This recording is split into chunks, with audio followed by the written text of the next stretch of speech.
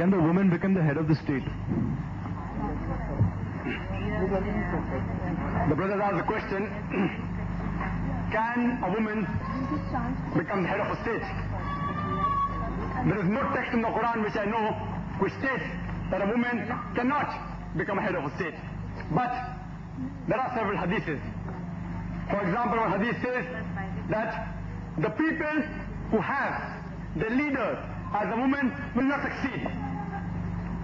Some of the scholars say that this only refers to a particular time in which this hadith was related, especially at the time when Persia had the leader as a queen. The other scholars say no, it refers to all the times. Let's analyze whether it is advisable for a woman to be a head of a state or not. If a woman is head of a state in an Islamic country, she may have to lead the congregational prayers. And if a woman leads the congregational prayers, in Islam, we adopt several postures like Qiyam, Ruku, Sujood, standing, bowing and prostration. If a lady is doing that in front of a gents congregation, I'm surely it will cause disturbances in the prayers.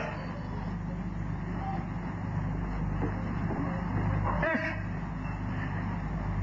she happens to be head of a state of a modern society like the one we have today, many a time the head of a state has to have meetings with other heads of state which are usually gents. And many a times they have closed door meetings in which no one else is allowed. And if a woman has a closed door meeting with another gent, Islam does not permit her to do that.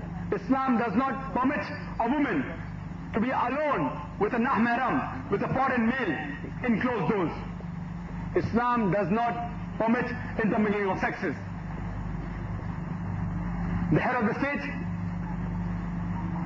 many times receives over publicity by video shooting and by photography, and many times it involves in close proximity with the other heads of state and with other gentlemen. Therefore you can see photographs of the heads of state. If it's a lady, may it be Margaret Thatcher or anyone else, you find a photograph shaking hands with many men. Islam does not allow such free intermingling of sexes. The head of the state requires that it should meet the common man.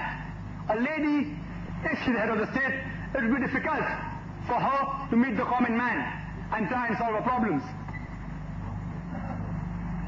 And science tells us that a woman, during a menstrual period, she undergoes certain behavioral, mental and psychological changes due to the release of the sex hormone estrogen.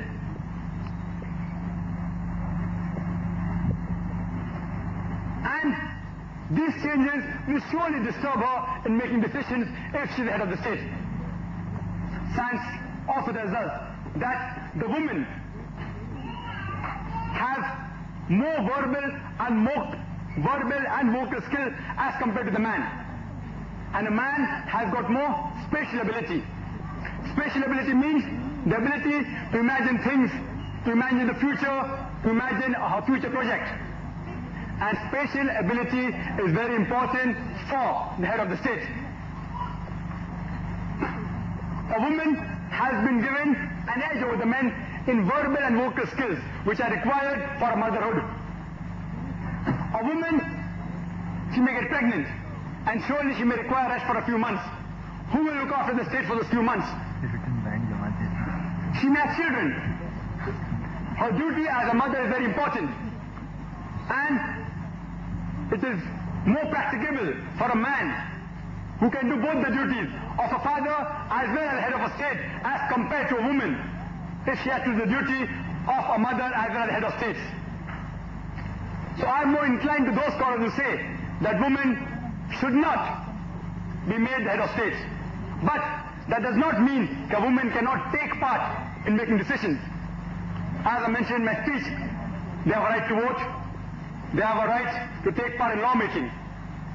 During the Treaty of Hudaybiyah, Salma, may Allah be pleased with her, She supported and guided the Prophet at a time when the whole Muslim community was disturbed. She guided him and she supported him. As you know, that though the Prime Minister or the President may be the head of the state, but many a times the PAs and the Secretary, they are the one who make the decisions. So surely a woman can help the man in making decisions of the state.